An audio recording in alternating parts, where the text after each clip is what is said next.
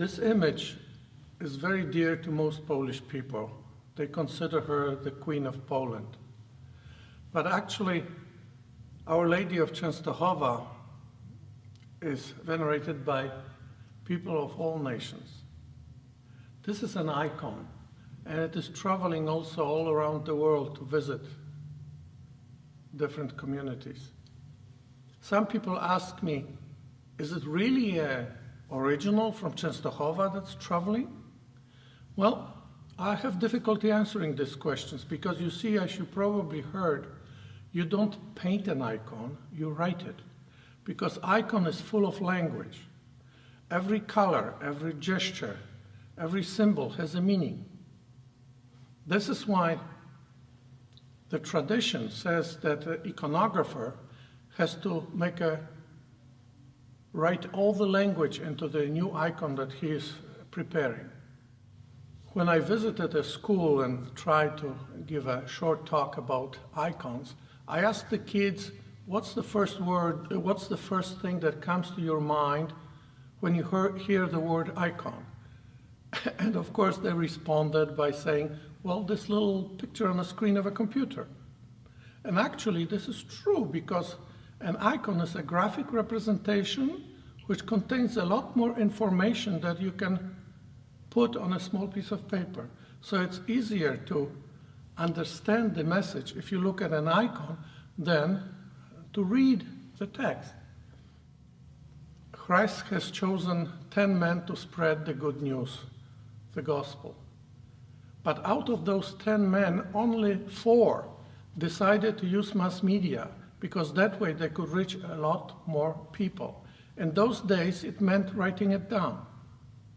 But out of those 4, there was only 1 man that understood that not everybody could read, and that the wider group of people he can reach by a graphical representation. This was St. Luke, and this is why, according to tradition, St. Luke wrote about 80 icons in order to teach the gospel to the simple folks, to the people that appreciate the art, and when somebody was explaining them what the language of the icon is, they could learn probably much faster than by listening to a talk.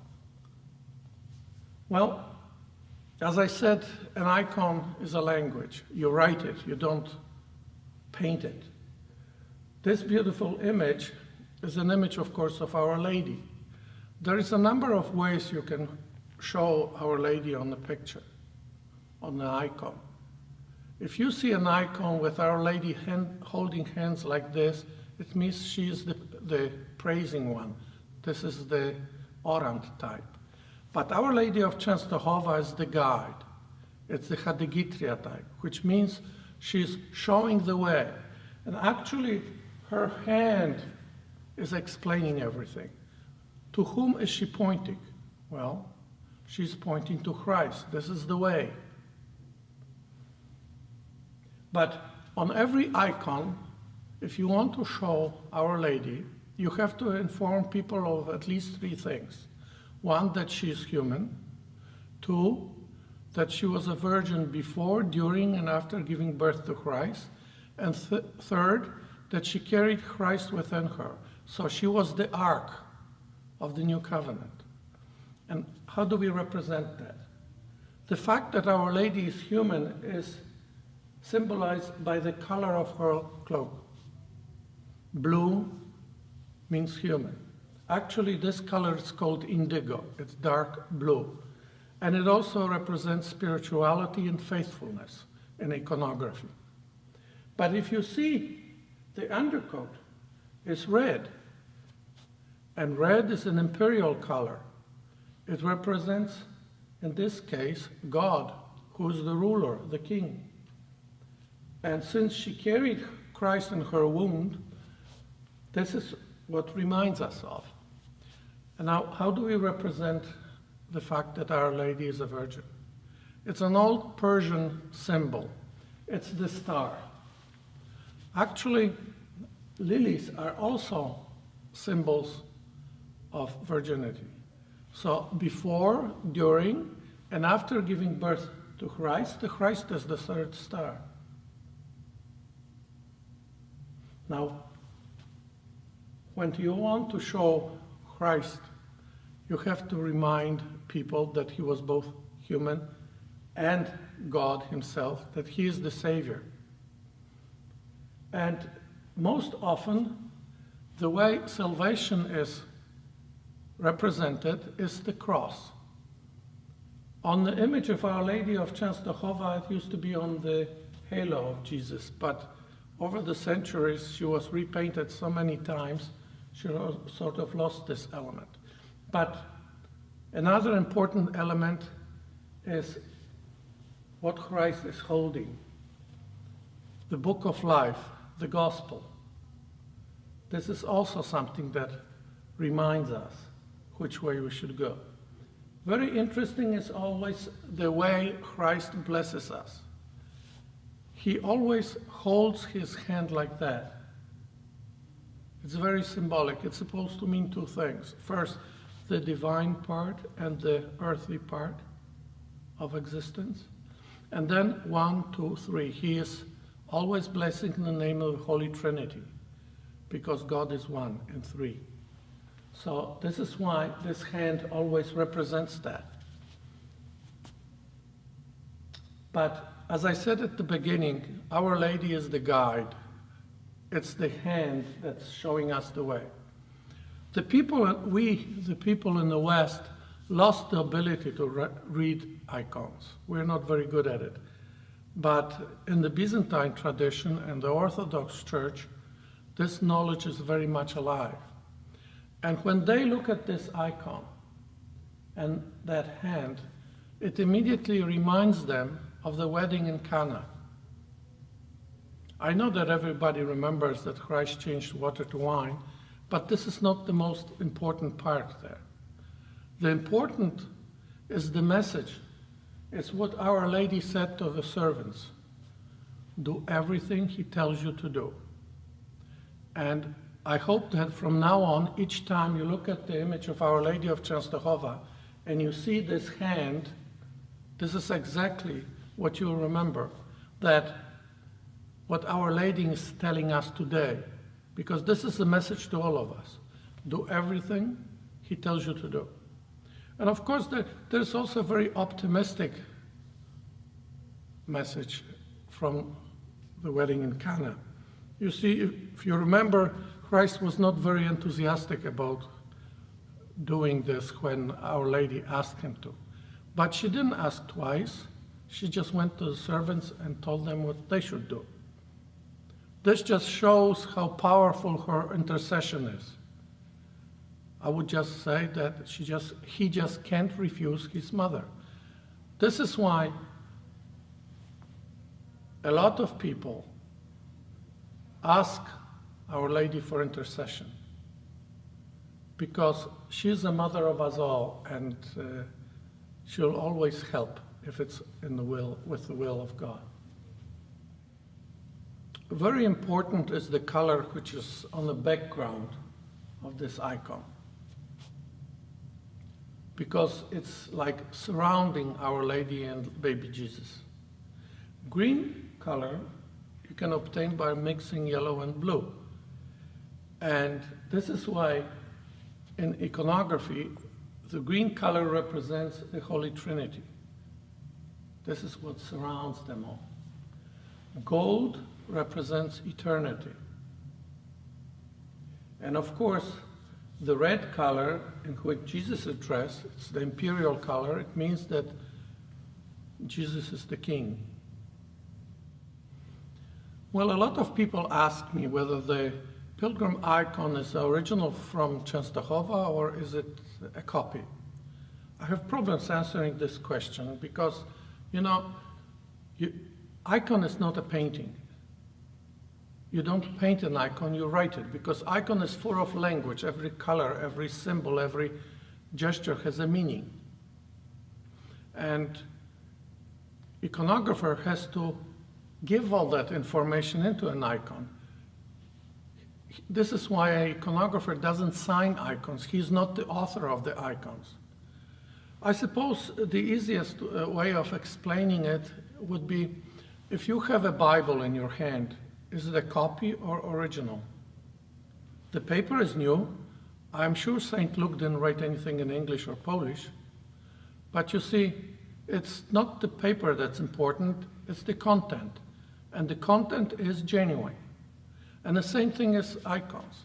Once an icon is dedicated, and for the Orthodox tradition it's also very important that it's touched to the mother icon, then it inherits all the properties of that icon, and it starts the life of its own. This is why the language is so important. For example, Our Lady of Częstochowa is the Hadygitria type, meaning showing the way. Because Our Lady with her hand is showing us whom to follow. She's pointing at Christ. She always leads to Christ because that's her loving Son, and this is where she wants all of us to go. There is a special way we write an icon. And the idea is that it's not us that we should look at the image, but the person on the image is supposed to look at us. Therefore, what we use is a technique which is called negative perspective, which means that if something is closer, it's smaller, and if something is further away, it's bigger. And also, all the persons on the icon look directly at you. This is why not all photos of icons work that way, but if you're in front of a real icon and you'll try to move to the side, you will see that she's following you with her eyes. The image of Our Lady of Częstochowa and her icon does that also. It's very helpful in contemplation. But it's no magic, it's just a technique that has been used. According to tradition, the icon of Częstochowa, the one that is in Poland in the shrine of Jasna Góra, was written by St. Luke. Of course, we don't have proof that it was written on a cypress table from the home of Jesus, Mary, and Joseph, but there are some strong traditional thoughts about it that it very well could be true. You see, when you make an icon and you prepare the piece of wood which will be used, we always make a reinforcement in the back so that all the pieces stick together. The original icon, which is Częstochowa, doesn't have that, which would support that it could have been a surface of a table one day, because tables don't need such a reinforcement. So actually, maybe this piece of wood was prepared by St. Joseph or Jesus himself before St. Luke used it to make the icon. So I don't think St. Joseph would ever buy a table since they were producing it themselves. But as I said before, an icon, according to tradition, is the way, is the path through which it's much easier to contemplate the divine word, to reach Our Lady. And because over centuries, millions of people walked this path, this is why this path is well practiced. It's clear, and it helps others, all the pilgrims that visit Częstochowa, to walk the same path. And she always leads us to her Son. The icon of Our Lady of Częstochowa is very closely linked with the Polish nation. She has been declared the Queen of Poland, and she cared for our country for a very long time and protected us from many evil things that could happen but did not happen. But she's also venerated in other countries. I think this is one of the few images of Our Lady which is venerated both in the East and in the West. She is like this spark that joins all Christianity. Of course, in Poland, we call her Our Lady of Częstochowa. In the West, she is more oftenly called the Black Madonna. But the Orthodox tradition uses two names. One, of course, is Our Lady of Częstochowa, and the other title is something that I think it's even more powerful. They have a special hymn when they sing only when the icon is present. And the title is, if you translate it to English, we Undefeated Victory or Invisible Victory. It's a very powerful woman. And over the centuries, people respected her power because they knew that her intercession and her contact with her son is so close that he never refuses if she's asking for something. And she never asks for anything that would be against God's will. This image, which is in the main altar in this chapel, was signed by St. John Paul II and was touched to the original in Częstochowa. So this is probably why a lot of faithful come here to Our Lady to ask for her intercession. And there is also a lot of testimonies of people giving thanks for the help Our Lady gave them. There is another image that is traveling across the world. She has visited both Częstochowa in Poland and the American Częstochowa here. It's a pilgrimage from ocean to ocean in defense of love, life, and the family. We're asking them for the intercession of Our Lady so she could help us to protect against the death culture. And death culture is not only that we want to be against abortion or euthanasia, but it's something that's overwhelming in other spheres of our life too. Is deprivation of young people, the lack of respect of human dignity. We are forgetting that we are created in the image of likeness of our Creator. It's also about the dignity of woman. It's the problems with pornography, all kinds of addictions. So you see, the death culture is so overwhelming, and we're asking Our Lady to help, to defend us, to create the culture of love and life, which is probably the shortest definition of Christianity.